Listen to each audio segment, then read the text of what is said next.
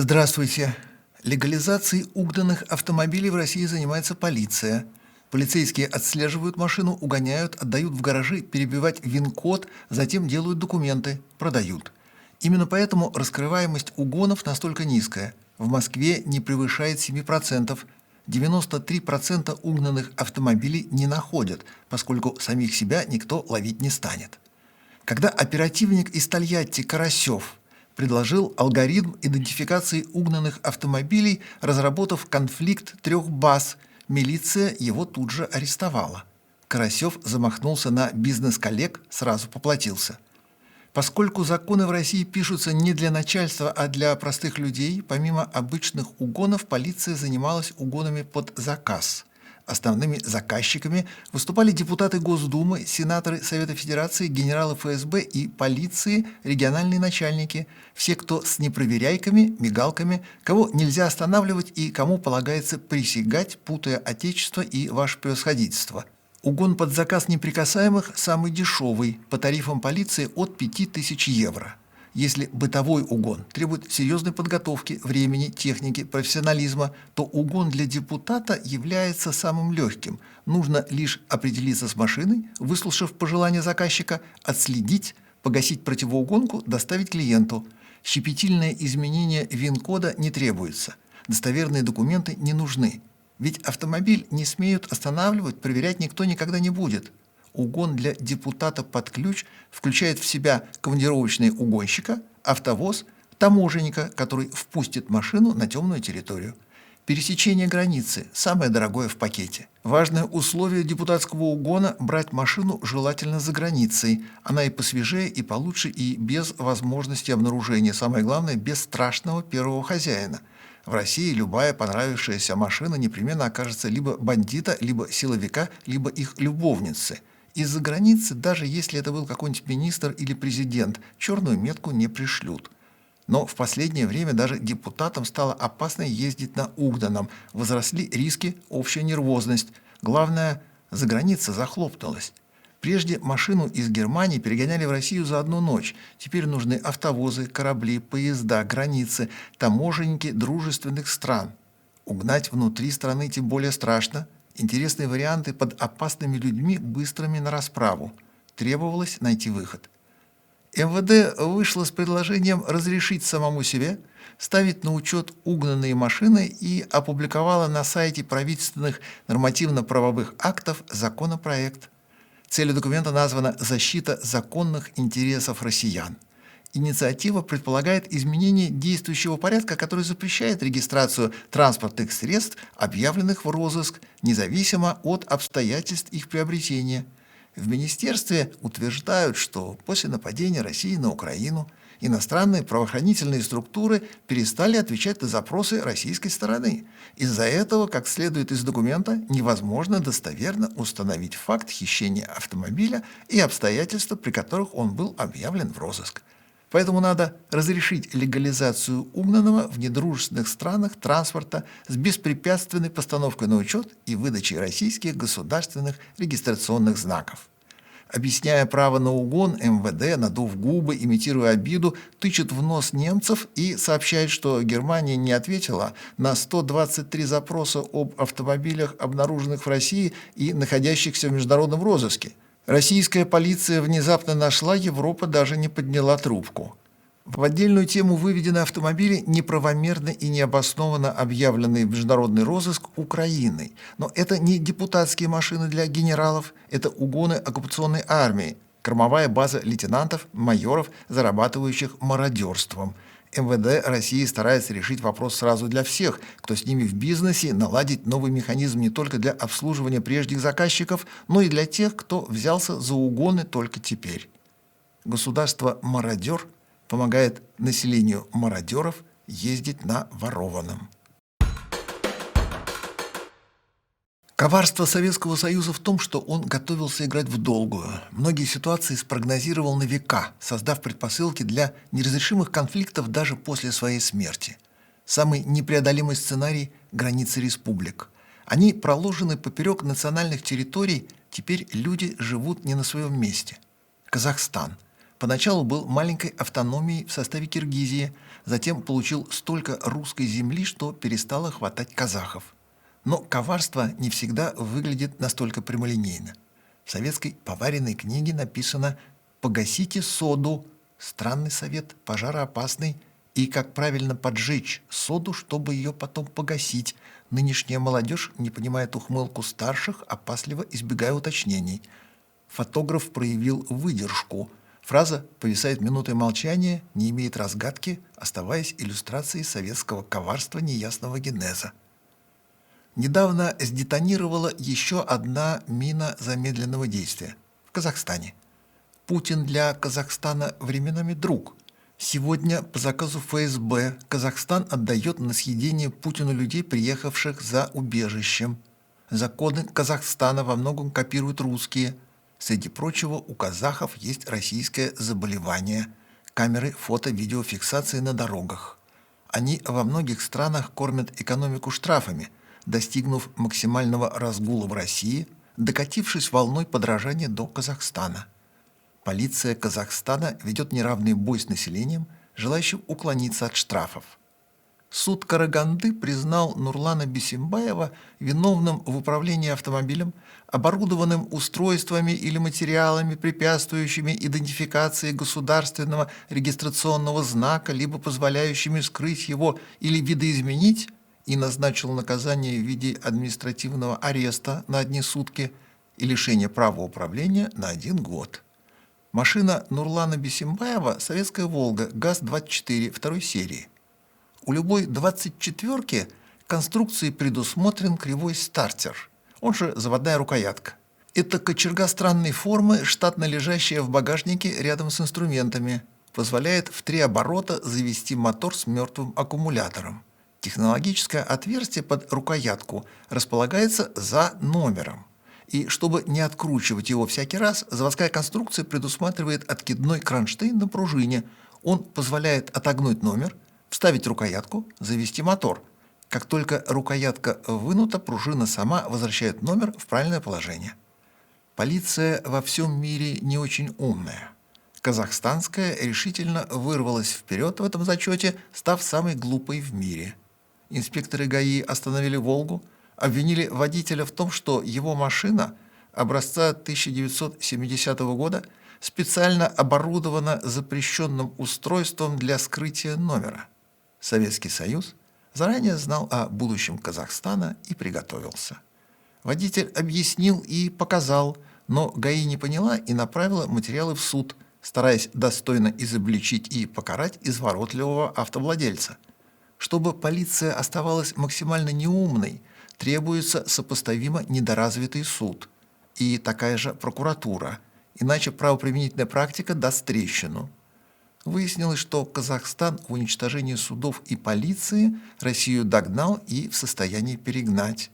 Суд, рассмотрев материалы дела, вину водителя посчитал доказанной и приговорил к справедливому наказанию, поскольку 56 лет тому назад советская «Волга» была оборудована устройством, препятствующим в 2026 году идентификации государственного регистрационного знака. Развивая успех правоприменительной практики, полиция, прокуратура, суды Казахстана могут обнаружить еще несколько мин замедленного действия, заранее заложенных Советским Союзом. «Москвич-2140», начиная с 1975 года, предусмотрительно оборудован устройством, препятствующим идентификации заднего номера.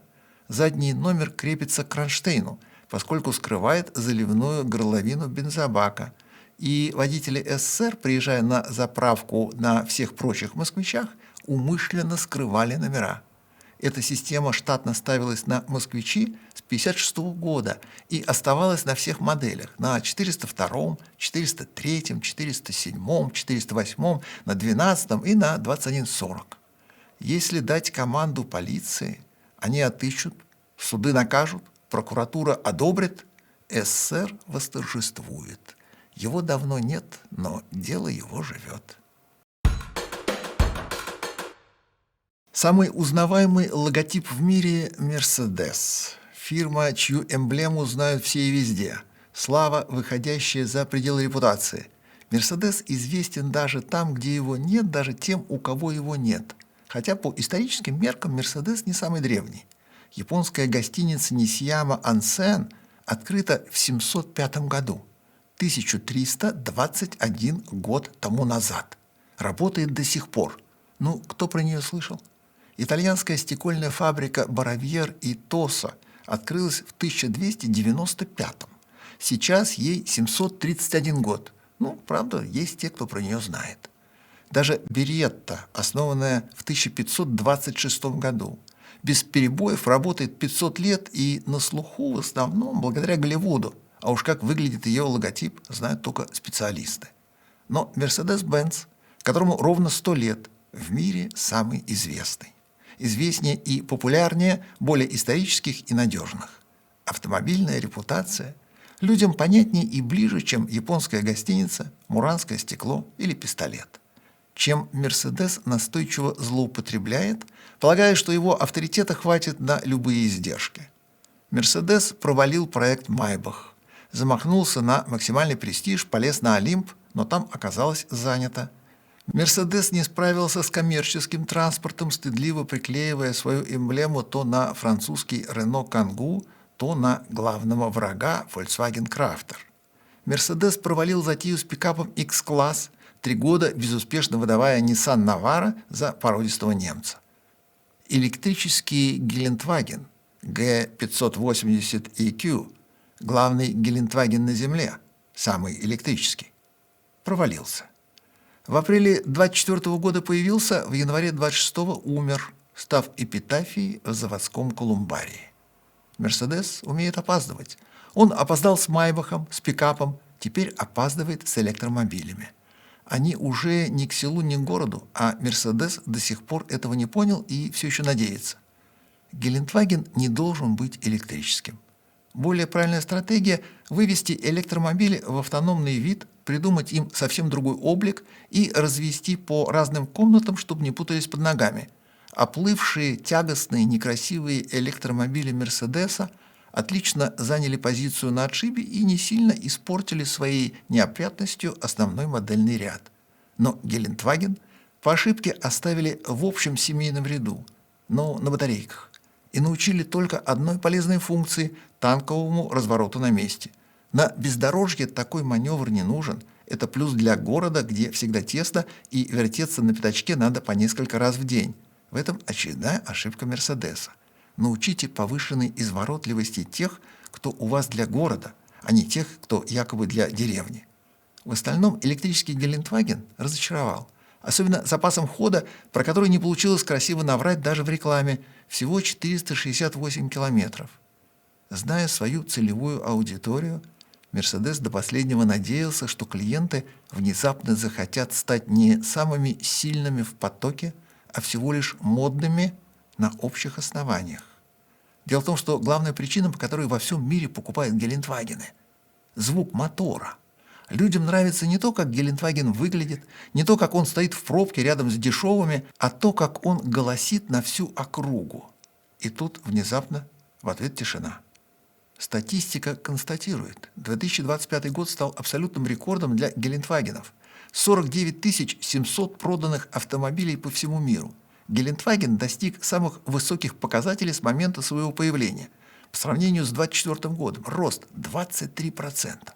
Электрический Гелендваген все это время шел вниз. В Германии в декабре продали 38 штук. Для модели, призванной вывести серию в электрическое будущее, это плохой знак. В остальном мире картина еще хуже. С момента выхода на рынок весной 2024 года продано всего 1450 экземпляров электрического Гелендвагена. В Китае, на который возлагались большие надежды, до сих пор зарегистрировано всего 58 электромобилей Г-класса, а в Южной Корее – 61. В Америке количество зарегистрированных электрических Гелендвагенов остается равным нулю. Руководство Мерседеса признает, автомобиль просто стоит на полке у дилера. В отчаянии немцы применили главный маркетинговый инструмент и стали на новейший электромобиль Земли предлагать скидки. В первый же год продаж начали с 5%, потом добавили 10%, при том, что на Гелендвагены скидок не бывает. Не помогло. Поэтому Мерседес объявил о прекращении продаж. С начала 2026 года заказы на электрический Гелендваген не принимаются. Официальная формулировка: все производственные слоты заняты, но конвейер пока никто не разбирает, модель из каталога не вычеркивает, конфигуратор не закрывает. Отрезая хвост по частям, директор «Мерседеса» Ола Калениус сообщает, что мораторий на производство введен до начала нового производственного года, который у «Мерседеса» начинается в апреле. Но букмекеры ставки не принимают. Весной, может быть, что-нибудь и расцветет, но точно не электрический Гелендваген. Быстро ездить нельзя не потому, что это опасно, а потому, что это слишком здорово. Дороги, автомобили развивались все предыдущее столетие как раз для того, чтобы у людей стало получаться быстро, точно, безопасно и в удовольствие. Сегодня самым совершенным изобретением человечества является не космический корабль, автомобиль. Количество систем активной и пассивной безопасности, помощников, подсказчиков, дублеров в современном автомобиле умело сводят несовершенство человека к минимуму, позволяя даже самому беспомощному водителю казаться отличным пилотом. Чтобы лишить человечества радости, оставить только пассивные варианты – алкоголизм, наркоманию – законодатели ведут борьбу по двум направлениям – экология и скорость. Экология стала религией, научилась быть безапелляционной, превратилась в самоцель. До сожжения ведьм на кострах осталось совсем чуть-чуть. Со скоростью так не получается. Запугать скоростью можно только самых примитивных.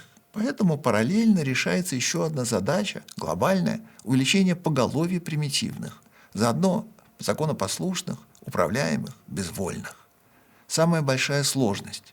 Не получается доказать, что скорость убивает.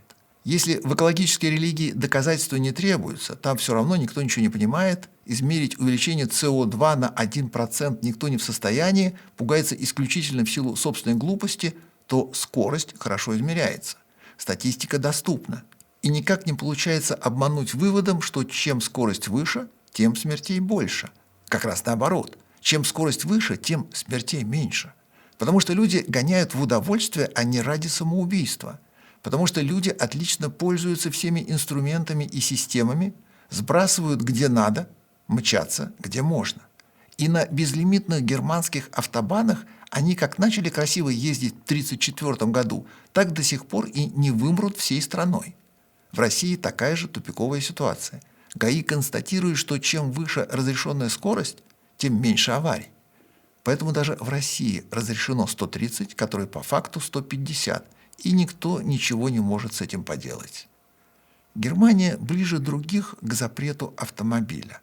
Чтобы наказать собственное население, власти завели себе ассоциацию экологической помощи и написали несколько федеральных законов, добавив к охоте на отдельные автомобили еще и отраслевые показатели. Их неисполнение считается преступлением, решается в судебном порядке, и в качестве целей старается запретить двигатели внутреннего сгорания и автобаны. Судя по замаху, именно скорость назначена наиболее важной проблемой. Главное преимущество Германии должно быть сломано, что у самих немцев вызывает неожиданный вопрос, показывающий, что не зря немцы только с виду тихие, а на самом деле очень даже громкие. Немцы озаботились вот чем. Возможно ли ехать слишком быстро для камеры контроля скорости? Германия усеяна максимально подлыми системами фиксации, и уж если враг под каждым кустом, то, может быть, лучше не тормозить, а прибавлять? Разогнаться так быстро, чтобы выйти за пределы измерительных возможностей. Ведь любой прибор имеет диапазон от и до, и надо его превзойти. У немцев доказательством вины водителя является распечатка с прибора и прикрепленная фотография. Опытным путем водители установили, что пригодными для обвинения получаются фотографии на скорости в 250 км в час. А что дальше? Что сделает камера, если ехать быстрее? Отмечен случай, когда полицейский радар поймал низколетящий истребитель. Летчик, увидев, что его самолет захвачен с земли радаром, еле сдержался и не открыл огонь на поражение. В Германии используются 3 основных прибора измерения скорости фирмы Vetronic. Все они рассчитаны на диапазон измерений от 10 до 320 км в час. Следовательно, если мчаться 350, прибор окажется беспомощным. Он лишь укажет, что мимо пролетел объект, выходящий за границы измерений, тем самым дав суду только повод, обозначив факт, но не предъявив доказательств, ни фотографии, ни идентификации. Зная это, власти заявляют, что все равно посадят водителя в тюрьму, что сомнительно, поскольку никто не знает, кто, на чем и с какой скоростью вышел за границы измерений. Немецкая правоприменительная практика позволяет сажать в тюрьму за превышение. Хотя по закону за максимальное превышение полагается штраф в 900 евро, 2 штрафных балла в водительском удостоверении и лишение права управления на 3 месяца. Но если машина слишком красивая, водитель слишком успешный, у судьи плохое настроение, по статье 315-д и 315-с Уголовного кодекса Германии возможно тюремное заключение за запрещенные автомобильные гонки или создание опасности для дорожного движения. Немецкая организация экологической помощи, стараясь уничтожить последние преимущества Германии, предлагает сделать на всех безлимитных немецких автобанах максимально разрешенную скорость 100 км в час днем, 120 км в час ночью, 80 км на всех остальных дорогах, 30 в городах. Здравые немцы констатируют, в Германии забюрократизировано и замусорено почти все, что связано с властями. Пока ребенок не знает, что крутить гайки стыдно, и ему полагается хотеть стать менеджером, из него можно успеть вырастить человека. От ребенка требуется любопытство и папа. От папы требуется трехтомник Макаренко, мудрость, набор гаечных ключей. Девочка здесь тоже к месту, ей полагаются розовые пони, а затем сразу миллионер, но и с ней тоже можно успеть. Если хорошо поискать, то в наборе Барби можно обнаружить розовый ящик для инструмента. С ним детство не перестает подразумевать игру, но добавляет реалистичности и перспективу. Yep. Go down. Bottom one. Yep. No, down one. Yep, that one. Get on there first. Good job. Keep going. Keep going tighter on that one. It's not tight yet. Now we have to do it. Yep. Keep going. Good. Go up one more. Go up one. No, up here. Up right here.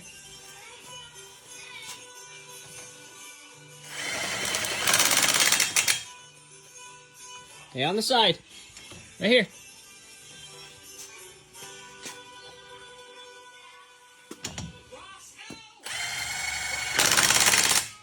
Now on the bottom. No, over one. Yep. Okay, now snug that top one up.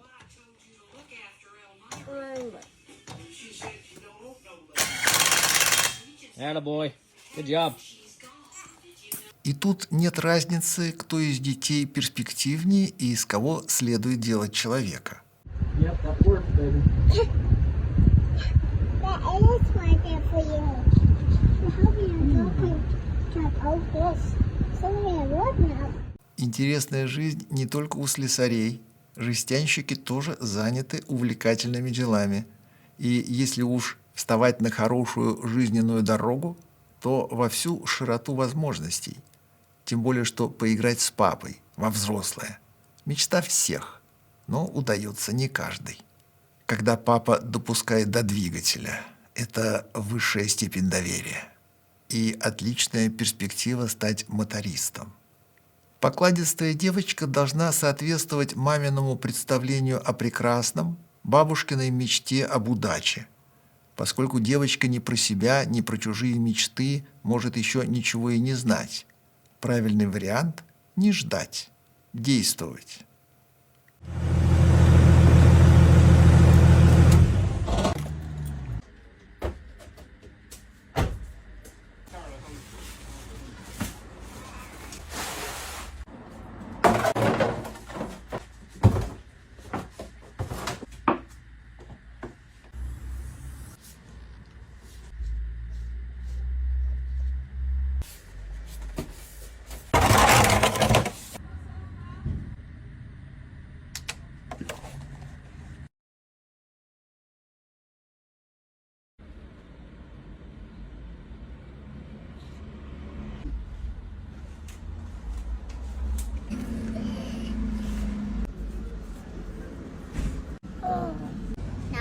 to.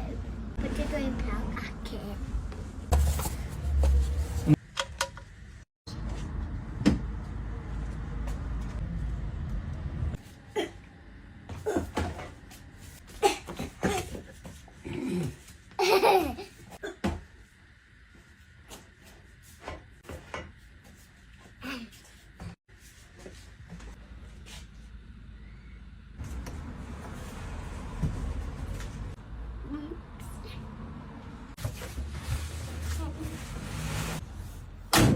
Современный ребенок, уставший, в депрессии, он с утра, как только встал, уже устал. Ему все тяжело. И ему с младенчества полагается депрессия, за которую он потом будет прощать вас у психолога. Помимо традиционного звона ключей уместно расширение диапазона, когда добавляется северное сияние сварочного аппарата. В подрощенном состоянии, имея навык работы на станках, оборудовании, дети могут приносить пользу, не только потребляя, но и отдавая. Кажется, суть всей педагогики именно в этом, чтобы уметь отдавать.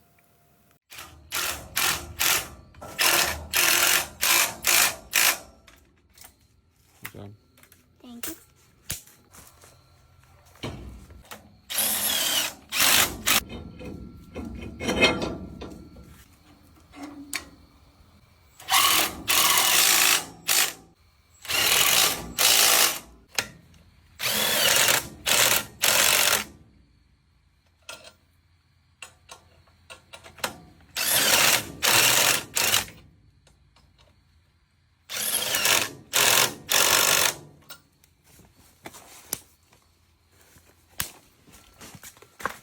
I did a star pattern.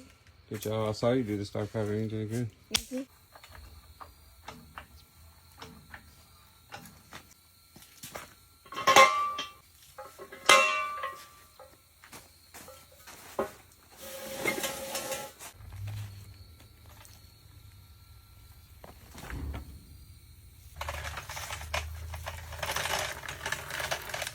Easy to pull out. Может ли детство быть началом жизни, а не периодом хранения? А ребенок не обузой, а удовольствием. Электромотор, как кардиостимулятор, некрасивый. Наслаждаться эстетикой не получится. Засматриваться тут нечем. Поэтому электромобили так долго были пародией пылесоса. Им нечего предъявить. Все самое важное у них некрасивое, поэтому оставалось изображать из себя будущее человечества и красоваться внешностью, а не содержанием. Поскольку будущее у человечества страшное, то и электромобили из будущего получались страшными. Автомобиль красив в целом, в частности. Передняя подвеска Альфа-Ромео 156 эстетически блистательно, не случайно на выставках имела собственный стенд, давая на себя налюбоваться. Выхлопные трубы, глушители давно вылились в самостоятельную индустрию и сами устраивают выставки, сияя хромом. Колесные диски – отдельный вид искусства. Быть дизайнером колесных дисков – достойная строка в резюме. Корейский Genesis первым в мире у модели G90 создал единую композицию, устроив в общем стиле колесные диски и решетку радиатора, поразив художников. Разговор вокруг электромобиля не получается. Он сводится к мучительной зарядке, оправданиями «я никуда не спешу» и не позволяет похвастаться ничем, кроме дисплея и сенсорного губозакатывателя. Разговор вокруг нормального автомобиля непременно поднимает капот, давая насмотреться на самое главное. Затем еще и послушать его работу. Из вежливости никто не спросит про запас хода электромобиля, лошадиные силы. У нормального автомобиля лошадиные силы станут отдельной темой разговора, как и каждый цилиндр в отдельности. И еще пару минут про клапана, и обязательно про коробку передач, и про блокировки, дифференциал, суппорта. Дискуссия вокруг электромобиля закончится сразу, как только приготовят гамбургер. Вокруг нормальной машины, только когда наговорятся. Итальянская Де Томазо делает только выдающиеся автомобили, отличительной красоты и уникальных характеристик. Любая Де Томазо всегда сворачивает шеи, останавливает время, становится темой для разговоров об автомобильном искусстве. Де Томазо Мангуста 1967 года поразила человечество. Дизайнер, конечно же, Джуджара, двигатель, разумеется, V8. Коллекционеры охотятся на нее годами.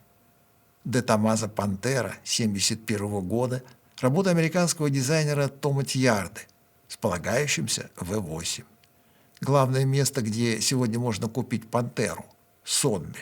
Пачкаться об электричке фирма до сих пор не считает нужным, делает только полноценные машины.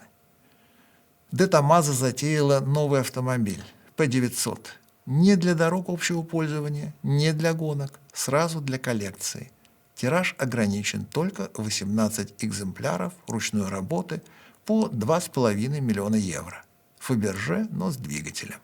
Двигатель выдающийся, V12, объемом 6,2 литра, мощностью 900 лошадиных сил, без турбонаддува, атмосферный, с невероятной способностью раскручиваться до 12 300 оборотов в минуту, оптимизированный до мелочей и эстетически уникальный настолько, что все разговоры про эту машину будут годами идти в первую очередь вокруг мотора и его выпускной системы. Выпускной коллектор, выхлопные трубы Де Томазо P900 – самостоятельное произведение искусства, отдельный повод для выставки, номинант на премию Хепворта. Выпускная система выполнена в стилистике фильма «Чужой». Главного врага человечества в фильме режиссера Ридли Скотта придумал швейцарский художник Ханс Рудольф Гигер. В Швейцарии есть музей Гигера, оставляющий настолько сильное впечатление, что прежде чем брать билет, лучше приготовиться по картинкам и трижды подумать. Гигер создал не только «Чужого», он создал целый мир, в котором не всем уютно, зато проймет каждого. Поднять капот P900 и умереть от эстетического шока, удара Гигером по голове, внезапности. Двигатель и его выпускная система. Дизайнерский шедевр. Самостоятельный арт-объект. Скульптурная инсталляция. Строила выпускную систему по заказу Де Томазо итальянская фирма Италтехника Инженеринг. Итальянцы сплели два коллектора и украсили их выхлопными трубами, добиваясь одинаковой длины, оптимальной конфигурации, отменной аэродинамики, невидимой снаружи, и того самого звука, который станет слышно даже сквозь слуховой аппарат. Согнуть трубу так, чтобы получить «Чужого» – новое слово в искусстве. При желании у этого двигателя Де Томазо может сложиться собственная культурная программа и самостоятельное выставочное турне. И на машину посмотреть интересно, но под капотом и подавно есть на что полюбоваться. И все это в наши дни, когда Европа сражается сама с собой за углеродную нейтральность, святая Грета Тунберг еще не сожжена на костре, молиться предписано на Евро-7, а не на этот В-12. Теперь еще хочу представить музей. Уже около новее нам выглядящих машин. Это 240-й Datsun 240Z и 280-й Datsun Z. Это такие автомобили, которые в музее, наверное, уже нам выглядят как новые автомобили. Но ясно, это 1970 год. Но интересная история это в том, что как раз Nissan хотел заходить в американский рынок. И они боялись зайти своим материнным названием Nissan. Они тогда сделали Datsun и зашли. И думали, как успех будет этих автомобилей. Но успех был очень-очень большой. Очень полюбили. Ясно называли, что это Ferrari для бедных. Такое ясное и очень интересное название. Но тогда уже дальнейшие эти все автомобили, которые Datsun уже несколько дальше уже выходили с названием Nissan. И теперь мы в музее, в экспозиции имеем два экспоната, которые представлены здесь. Это самый первый, это 240 модель, он весь в оригинале. Оригинальная Краска тоже, как и он вышел из завода, как и весь салон. Да, и рядом имеем другой автомобиль, который сделанный в городе Прены в Литве. Там имеем очень такую реставрационную мастерскую, которая делает только эти модели и высылает по всему миру заказчикам во всем мире. Высылает уже автомобили подготовленные. И там части, это вы видите, это есть рестайлинг такой сделанный, потому что теперешние автолюбители, некоторые хотят проехать очень длительные расстояния и эксплуатировать этот автомобиль почти каждый день. И в Прены они подготавливаются так, что этот хозяин этого автомобиля смог выезжать как бы каждый день со своим любимым автомобилем. Теперь стоим около очень тоже удивительных автомобилей. Это малолитражных, да, это как раз Fiat 500L и Запорожец. Но ясно, у нас в музее стоит Запорожец, на котором вы не увидите ни одного надписи Запорожец. А есть экспортный вариант Ялта называемый, который отличается от других запорожцев, которые на экспорт не шли. Это ясно, что не имел хромированную полоску по стороне. Но, как вы видите, эти оба автомобиля это такой же самый дизайн. Ясно, около 500, как мы стоим, так Запорожец сделал, как пример, был Fiat 600 сделанный. А Fiat 500 вышел в историю в том, что, наверное, и этот, и Запорожец, и Fiat 500 это были народные автомобили. В Италии Fiat 500 это был как семейный автомобиль, который итальянская вся семья, большая семья, помещалась. Наверное, в истории, если не Fiat 500, который, знаете, итальянской семьи, наверное, такая как BMW и Zeta, и не было бы итальянцами продана концерну BMW. И из этого бы, наверное, сегодня многие любители BMW, такой компании, наверное, даже не имели возможность разъезжать с автомобилями BMW. И Fiat 500 и Fiat Zeta было продано концерну BMW только потому, что итальянцы, имея традицию, имели свой 500 Fiat. Следующая наша еще остановка это около 2 Паккардов. Паккард, который в кузове Родстер с тещиным местом, и как раз еще есть дополнительные двери, которые открываются для кружек для гольфа. И второй Паккард, это, наверное, золотой век Паккарда по стилистике, и 31 год, и Super 8. Но, как видите, эти 2 Паккарда, это как бы показывает как бы человек, который разъезжал с Родстером и имел этот автомобиль на выходные. Наверное, чаще всего имел такой другой автомобиль, который уже был для каждодневных выездов. Но нам нравится в музее рассказывать о Паккардах, наверное, только потому, что это очень качественные автомобили, любимые нам при выезде на какие-нибудь слеты.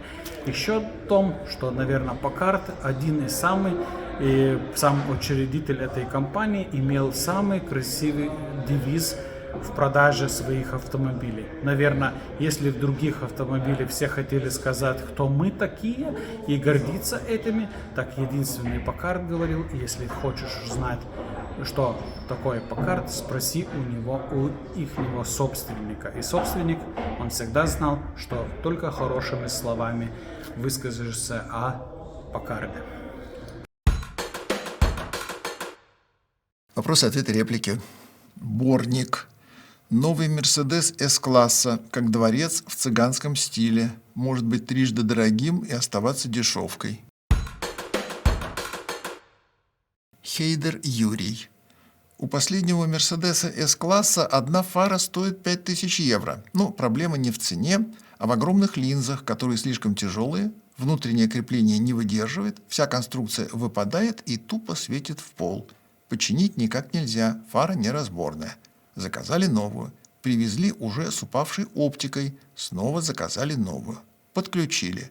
Но активировать можно только онлайн с завода. Стоит дополнительные 300 евро. Игорь Булычев. Россия, бывшая СССР. Там министр – это помесь главнокомандующего и корифея всех министерских наук с надсмотрщиком. Причем главнокомандующий насмотрщик советского образца, то есть помесь Жукова и Берии, в то время как настоящий министр должен быть замом по тылу. На сегодня все. До свидания.